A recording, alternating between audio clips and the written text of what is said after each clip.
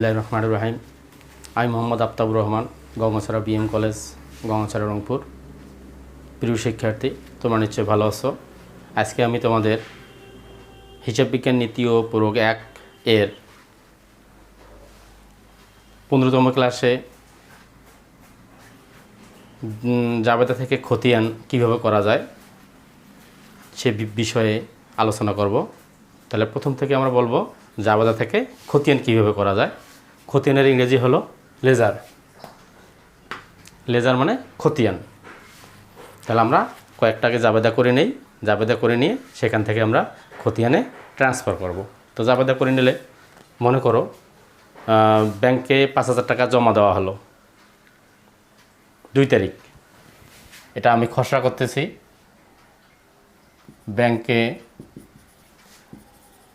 5,000 টাকা জমা দেয়া হলো মার্চের 2 তারিখ। মার্চের কয় তারিখ? মার্চের 2 তারিখে ব্যাংকে 5,000 টাকা জমা দিলাম। তাহলে জাবেদা কী হবে? তাহলে জাবেদা আমরা সংক্ষিপ্তভাবে করি, ব্যাংক হিসাব ডেবিট, নগদান হিসাব ক্রেডিট। ব্যাংক হিসাব ডেবিট, নগদান হিসাব ক্রেডিট। তাহলে 5,000 5,000 সংক্ষিপ্তভাবে। আমরা ব্যাখ্যাটা দিচ্ছি না, যেহেতু ব্যাখ্যা সম্পর্কে আগে আলোচনা করছি। মার্চের 2 তারিখ ব্যাংকে জমা দেওয়া হলো 5,000 টাকা, ব্যাংক হিসাব ডেবিট, নগদান হিসাব ক্রেডিট। একইভাবে যদি বলি মার্চের 3 তারিখ ব্যাংক হতে উত্তোলন করা হলো 6,000 টাকা। যদি আমরা লিখি ব্যাংক হতে উত্তোলন করা হলো 6,000 টাকা, তাহলে এক্ষেত্রে জাবেদা কী হবে? জাবেদার ক্ষেত্রে 2টি আসবে, একটা ডেবিট একটা ক্রেডিট। তাহলে উত্তোলন করলে আমার নিকট থেকে বা ব্যবসায় টাকা চলে আসলো।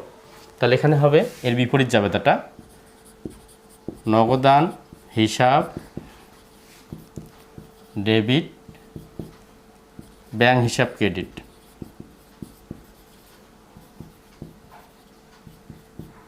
6,000 টাকা। একইভাবে মার্চের মনে করো 5 তারিখ বেতন প্রদান করা হলো 8,000 টাকা। বেতন প্রদান করা হলো 8,000 টাকা। প্রদান করা হলো 8,000 টাকা। এক্ষেত্রে জাবেদা কী হবে? বেতন প্রদান করলে আমার ব্যবসা থেকে টাকা চলে যাবে। আর কী খাতে প্রদান করলাম? বেতন খাতে। তাহলে বেতন হিসাব হবে ডেবিট। বেতন হিসাব ডেবিট, নগদান হিসাব ক্রেডিট। কয় হাজার? 8,000 টাকা। নাম্বার মনে করো 7 তারিখে ভাড়া পাওয়া গেল, নগদে ভাড়া পাওয়া গেল, ভাড়া পাওয়া গেল বা ভাড়া প্রাপ্তি, যে কোনো একটা থাকলেই হলো 10,000 টাকা। একইভাবে লিখতেছি ভাড়া পাওয়া গেল 10,000 টাকা। সেক্ষেত্রে জাবেদা কী হবে বা ডেবিট ক্রেডিট কী হবে? ডেবিট হবে নগদান হিসাব ডেবিট, ক্রেডিট কী হবে? ক্রেডিট হবে ভাড়া হিসাব।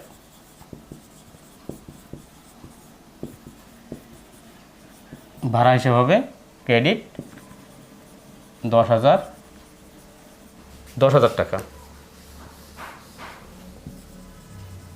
10,000 টাকা। তাহলে এখানে দেখো আমরা প্রথম একটা জাবেদা করলাম, তারপরে দ্বিতীয় একটা জাবেদা করছি, একইভাবে তৃতীয় একটা জাবেদা করছি, একইভাবে চতুর্থ একটা জাবেদা করলাম। তাহলে প্রথম যে জাবেদাটা করছি সেটা হলো ব্যাংকে 5,000 টাকা জমা দেওয়া হলো, ব্যাংক হিসাব ডেবিট, নগদান হিসাব ক্রেডিট। পরবর্তীতে মার্চের 3 তারিখে একটা জাবেদা করছি, নগদান হিসাব ডেবিট, ব্যাংক হিসাব ক্রেডিট।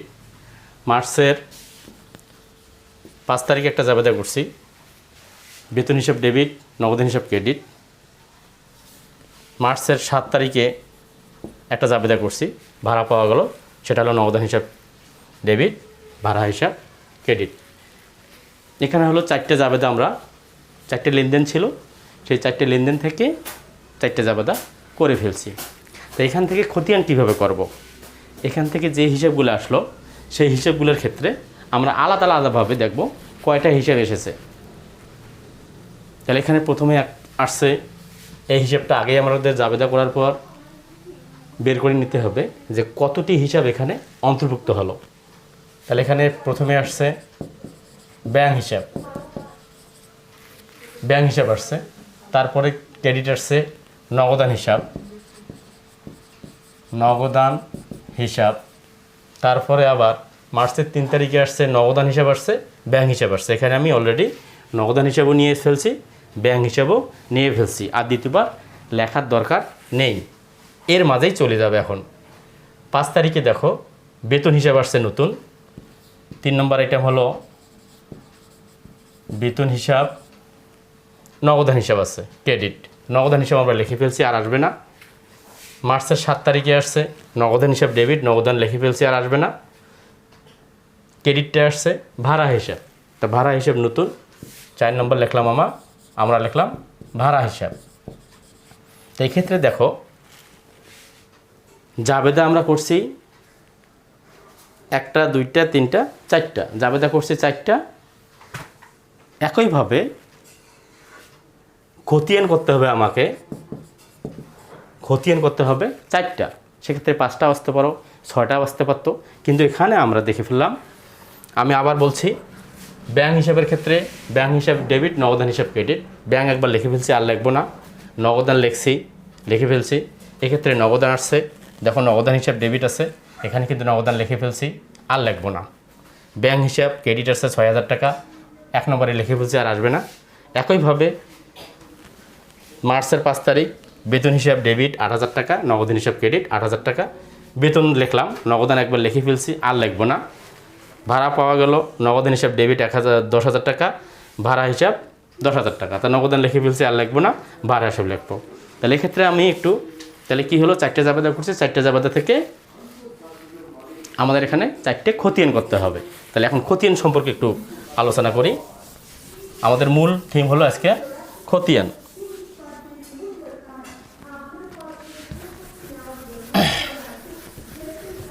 তাহলে খতিয়ান মূল থিম, সেই খতিয়ানের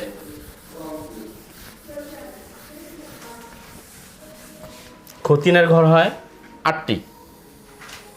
একটু বিষয়টা লক্ষ্য করো।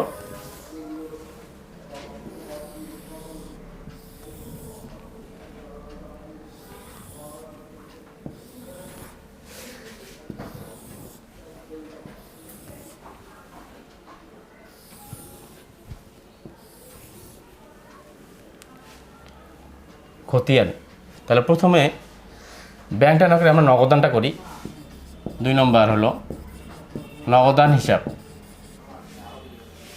এটা 2 নম্বর। ব্যাংকটা করা যেত, কিন্তু আমি নগদানটা করে ভালো মতো বুঝে দিতে চাচ্ছি। নগদান বামে হবে ডেবিট, ডানে হবে ক্রেডিট। বামে হলো ডেবিট, একটা পৃষ্ঠা সম্পূর্ণ করে নেব আমরা। বাম পাশে ডেবিট, এর ঘর হলো 4টা। প্রথমটা হলো তারিখ, এটা হলো হিসাবের নাম, এটা হলো জাবেদা পৃষ্ঠা, এটা হলো পরিমাণ। একইভাবে ক্রেডিট দিকে 4টে ঘর, একটা হবে তারিখ, তারপর হবে বিবরণ, তারপরটা হবে জাবেদা পৃষ্ঠা, তারপর হবে পরিমাণ। তা খেয়াল রাখো, এখানে কিন্তু হেডলাইন হলো আমরা করতেছি নগদান হিসাব। তো নগদান হিসাবের ক্ষেত্রে জাবেদা যদি লক্ষ্য করি আমরা, জাবেদা তোমরা লক্ষ্য করো, জাবেদা যে কটা লেখা হয়েছে ওখানে প্রথমে ছিল 2 তারিখে ছিল কি ছিল, ব্যাংক হিসাব ডেবিট, নগদান হিসাব ক্রেডিট। ব্যাংকে জমা দেওয়া হলো 5,000 টাকা। তাহলে নগদান হিসাব ক্রেডিট, ওখানে দেখো ব্যাংক হিসাব ডেবিট, নগদান হিসাব ক্রেডিট। তাহলে এখানে করতেছে কি আমরা নগদান যদি হিসাব করি, তাহলে নগদানের বিপরীতে কে আছে? জাবেদা লক্ষ্য করো, বিপরীতে আছে ব্যাংক হিসাব। তো বিপরীতে যেহেতু ব্যাংক হিসাব আছে, সেই ব্যাংক হিসাবটা অবশ্যই হিসাব মতো ডানে যাবে। করতেছি নগদান, তাহলে ব্যাংক হিসাব ডেবিট, নগদান হিসাব ক্রেডিট। তো নগদান হিসাব এখানে আছে, আমি ভেবে বলবো যে নগদান হিসাব ক্রেডিট পাশে চলে গেল, বিপরীতে আছে ব্যাংক, ব্যাংক হিসাব লিখলাম। ওখানে টাকা আছে কত একটু লক্ষ্য করো, টাকা আছে 5,000, সেই 5,000 টাকা এখানে চলে আসলো। একটা জাবেদা পোস্টিং হলো। আবার দ্বিতীয় জাবেদা কী ছিল? 3 তারিখে জাবেদা ছিল, ব্যাংক হতে হলো 6,000 টাকা। সেখানে আমাদের জাবেদা ছিল নগদান হিসাব ডেবিট, ব্যাংক হিসাব ক্রেডিট। সেখানে দেখো নগদান আছে আমাদের, নগদান হিসাব ডেবিট, এটা 4 তারিখ, ব্যাংক হিসাব ক্রেডিট। তাহলে এখানে আসবে ব্যাংক হিসাব 6,000 টাকা, টাকার ঘরে 6,000 টাকা। একইভাবে পরবর্তীতে ছিল বেতন প্রদান, বেতন প্রদান ছিল 8,000 টাকা। সেক্ষেত্রে জাবেদা ছিল বেতন হিসাব ডেবিট, নগদান হিসাব ক্রেডিট। দেখো নগদান হিসাব ক্রেডিট, নগদান হিসাব ক্রেডিট। তার বিপরীত কী আছে? বিবরণের ঘরে লিখবো আমরা বেতন হিসাব। কয় হাজার ছিল? 8,000। এটা ছিল 2 তারিখ, এটা ছিল 6 তারিখ, বেতন হিসাব 8,000 টাকা হয়ে গেল। শেষে কী ছিল? ভাড়া প্রাপ্তি বা ভাড়া পাওয়া গেল 10,000 টাকা। সেখানে কি হবে? নগদান হিসাব ডেবিট, ভাড়া হিসাব ক্রেডিট। তো নগদান হিসাব ডেবিট, দেখো নগদান হিসাব লিখে ফেলছি, নগদান হিসাব ডেবিট এখানে চলে আসলো। এর বিপরীতে কি আছে? ভাড়া। সেটা কয় তারিখ? 10 তারিখ। এটা হবে ভাড়া হিসাব, ভাড়া হিসাব 10,000। তাহলে তোমরা একটু লক্ষ্য করো, শেষেরটা 10 তারিখেরটা নগদান হিসাব ডেবিট, ভাড়া হিসাব, ভাড়া পাওয়া গেল, নগদান হিসাব ডেবিট, ভাড়া হিসাব ক্রেডিট। তাহলে নগদান হলো ডেবিট, ডেবিটে মিলে গেছে। এর বিপরীতে আছে জাবেদায় খুঁজে দেখো ভাড়া হিসাব আছে, সেই ভাড়া হিসাব আসলো কত আসছে? 10,000 টাকা। তারিখের ঘরে তারিখ হবে। এখন এখানে আর যে 4টে জাবেদা আমরা লিখে ফেলছি বা পূরণ করছি, সেই 4টে জাবেদার মধ্যে আমাদের আর অন্য কোনো হিসাব নেই। যেহেতু অন্য কোনো হিসাব নেই, সেই দৃষ্টিকোণ থেকে এটাকে আমাকে ক্লোজ করতে হবে। ক্লোজ করার নিয়ম হলো, একটু লিখে দেখো, ক্লোজ করার নিয়ম হলো এই হিসাবে আর কোনো হিসাব আসবে না। তাহলে আমরা এটাকে ক্লোজ করব। ক্লোজ মানে সমাপ্ত, সমাপ্ত মানে এখানে আর কোনো কিছু অন্তর্ভুক্ত হবে না। যেহেতু কোনো কিছু অন্তর্ভুক্ত হবে না, সেই দৃষ্টিকোণ থেকে এটাকে ক্লোজ করতে হবে। মোট কথা একটু ছোটো করবো, আমি ছোটো করে নিলাম যেহেতু নিচে জায়গা আছে। তাহলে সেখানে দেখো এটা যদি আমি যোগ করি 6,000 আর 10,000 16,000, এপাশে 8,000 আর 5,000, 8 5 13,000। তা বেশি কোনটা? বেশি হলো 16,000। তা 16,000 যেহেতু বেশি, এখানে একটা লাইন লেখা রাখার জন্য নিচে একটু সমান্তরালভাবে আমি একটু টান দেবো, সমানভাবে দুই পাশে টান দেবো পরিমাণের ঘরে। তাহলে দেখো এটা 10 6 16,000। তাহলে এখানে কত হলো? 8 5 13,000। এখানে কি 13,000 লিখবো আমি? অবশ্যই 13,000 লিখবো না। যে অ্যামাউন্টটা বেশি সেই অ্যামাউন্টটা দুই পাশে লিখবো, যে অ্যামাউন্টটা বেশি সেই অ্যামাউন্টটা দুই পাশে লিখবো। তাহলে এখানে লিখবো কত হাজার? 16,000। তাহলে যে অ্যামাউন্টটা বেশি হবে সেই অ্যামাউন্টটা পরিমাণের ঘরে দুই পাশে লিখে ফেলবো। তাহলে এটা 16,000, এটা 16,000, 10 6 16,000, 8 5 13,000। এখানে আর কত টাকা লাগে? 3,000 টাকা। তাহলে 8 5 13 আর 3 16,000। এই 3,000-এর নাম আমাকে নতুনভাবে দিতে হবে। এটার নাম হবে ব্যালেন্স সিডি, ব্যালেন্স সিডি। এটা হবে মাসের শেষ তারিখ। আমরা মার্চ মাস শুরু করছি, জানুয়ারি ফেব্রুয়ারি মার্চ, মার্চ 31 তারিখ হয়। এর শেষ তারিখ হবে মার্চের 31 তারিখ। ব্যালেন্স সিডি কত হাজার? 3,000। 3,000 কেমনি পেলাম আমরা? আমি আবার একটু বলি, নিচে ক্লোজ দিতে হবে, এটার নাম হলো ক্লোজ চিহ্ন। 3,000 কেমনি পেলাম? আমি আবার বলছি, দুই পাশে আগে যোগ করব। ডেবিটের দিকে যোগ করলাম, দেখলাম 16,000 হলো। ক্রেডিটে যোগ করলাম, দেখলাম 13,000 হলো। কিন্তু যে পরিমাণটা বেশি হবে সেই পরিমাণটা দুই পাশে লিখে ফেলবো। দুই পাশে লিখে ফেলার পর যে দিকে ঘাটতি হবে বা কম হবে, যত ঘাটতি হবে তত লিখবো। এখানে 16,000 হয়েছে, এখানে 13,000 হয়েছে, 13,000 সাথে 3,000 যোগ করলে হয় 16,000। সেই কারণে ব্যালেন্স সিডি হলো 3,000 ঘাটতির দিকে। আবার কি হবে? এই ব্যালেন্স সিডিটা বিপরীত দিকে যদি ক্রেডিট দিকে ঘাটতি হলো, এখন বিপরীত দিকে আসবে, মানে ডেবিট দিকে আসবে। এই পাশে লিখতে হবে ব্যালেন্স বিডি। ব্যালেন্স বিডি কয় হাজার? 3000। এটা কয় তারিখ হবে? যেহেতু মার্চের শেষ তারিখ আমরা এখানে লিখে ফেলছি, সেখানে এখানে মার্চের হবে, মাস চলে গেছে, পরের মাসের 1 তারিখ হবে। মার্চের পর কি? এপ্রিল। তাহলে এপ্রিলের 1 তারিখ, এটা হবে এপ্রিলের 1 তারিখ। তাহলে যে মাসে ক্লোজ হবে তার বিপরীত মাসে হবে 1 তারিখ হবে। মার্চ শেষ হয়েছে, তাহলে এটা হবে এপ্রিলের 1 তারিখ। এখানে মার্চ মাস উপরে লেখা উচিত ছিল আমাদের, আমি আবার লিখলাম মার্চ মাস। এটা মার্চের 2 তারিখ, মার্চের 6 তারিখ, মার্চের 31 তারিখ, জায়গায় যেহেতু সংক্ষিপ্ত ছিল, এখানে এপ্রিলের 1 তারিখে ক্লোজ হয়ে যাবে। তাহলে দেখো আবার বলি, তাহলে 16,000, এর পাশে 16,000 হলো, ব্যালেন্স সিটি 3000, এর পাশে আসলে কত? ওই ব্যালেন্স সিটি যেটা হবে সেই টাকাটাই হয়ে আসবে ব্যালেন্স বিডি। আবার নগদান হিসাব, এটার নাম হলো খতিয়ান, এটা কমপ্লিট হয়ে গেল। একইভাবে একই নিয়মে আমরা 2 নম্বর কলাম নগদান হিসাব, ব্যাংক হিসাব আমরা করব।